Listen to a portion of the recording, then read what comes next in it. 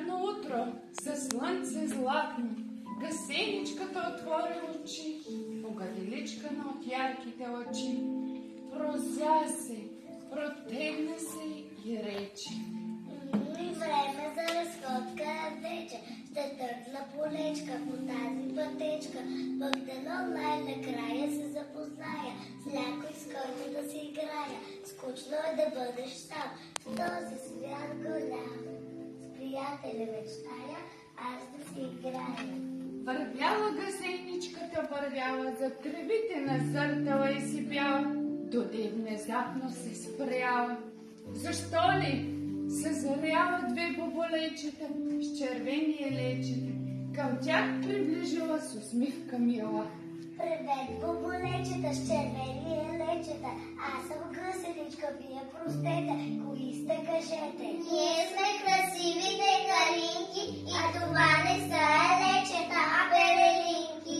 Гледай колко сме модерни, алини на точки черни, бяхме с другите калинки, школата за балеринки. Ще завършим този танц, сигурно вечерен ранц, а ти пък си без червена пелелинка и си тромава за балеринка. И защо не си за нас на добър час? Гъсеничката вървяла, за тревите надзъртала и си пяла. Доде внезапно се спряла. Защо ли? Съзряла на близкия друм един момък, който вдигал ужасен шум.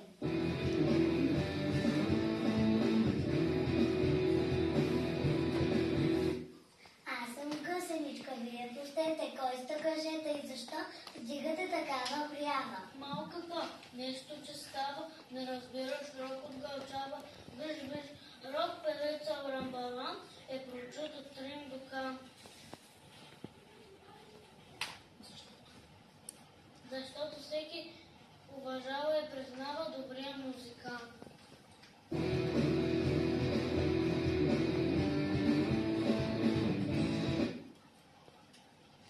О, забранча ми главата, Нали? дори ме боли главата. И аз се вървя по пътя, от тебе ни звезда, ни публика става. Вървяла гъсеничката, вървяла, за тревите надзъртала и си пяла.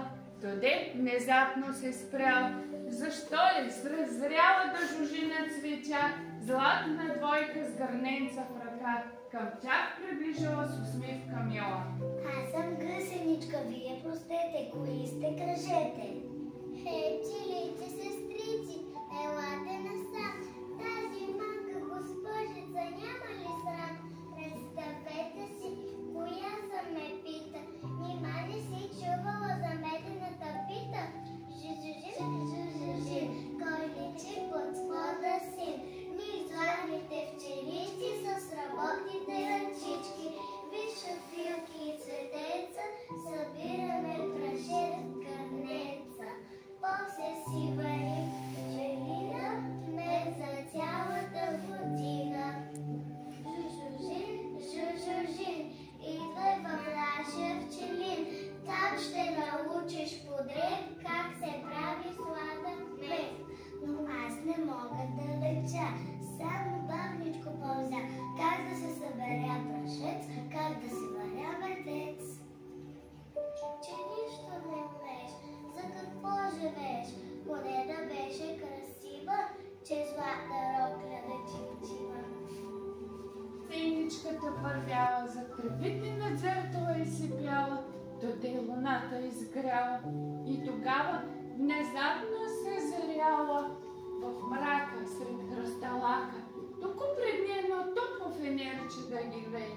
И пак приближила с усмивка мила. Аз съм гъсеничка, вие простете, коя сте, кажете? Аз съм светулка, блещук, в тъмното светя, там, тук. Скитам на вода в гори в села, аз съм малко фенерче с крила, на душица на гъстия мрак, смела летя на зиг-заг-заг. Искаш ли с мен да си играеш? Ако се научиш да сияеш, ще ви покажа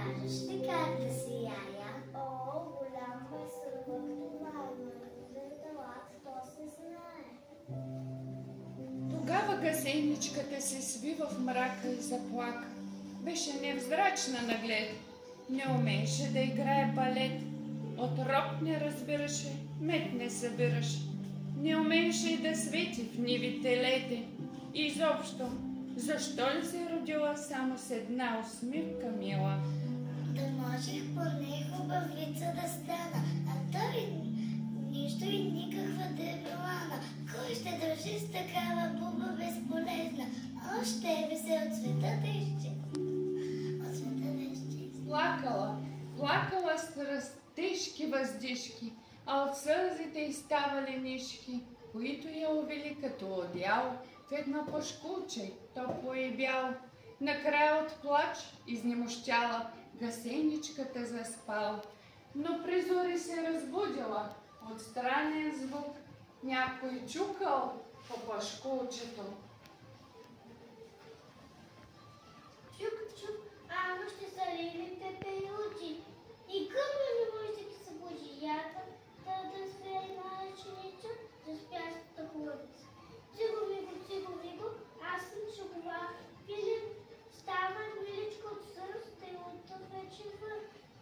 Циго-миго, идва твоя звезден миг. Благодаря, майстро, но сте сбъркали адреса. Мене в гората никой не ме хареса. Но погледни се, тъци си пекаста. Я излизай тая хубава стяста. Изпъви гълба, разпики лак с тебе, стой няма в боята. Штурчо продължи да свири своята цигулка, а малката гасеничка не можала да се начуди. Мисляла, че само в приказките гасеничките се превръщат в пеперуди.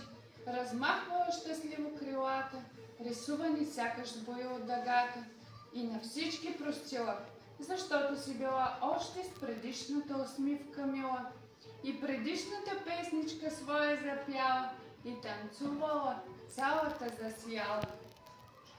Скучно е да бъдеш сам, в този свят голям. С приятели мечтая аз да си играя. И аз бях там, смях се, пях, играх и нещичко разбрах. Ако срещнеш на някоя крива пътечка, нищо и никаква боболечка, не я подминавай, не я натъжавай, че може би тя в сърцето си крие една пеперудена цветна магия.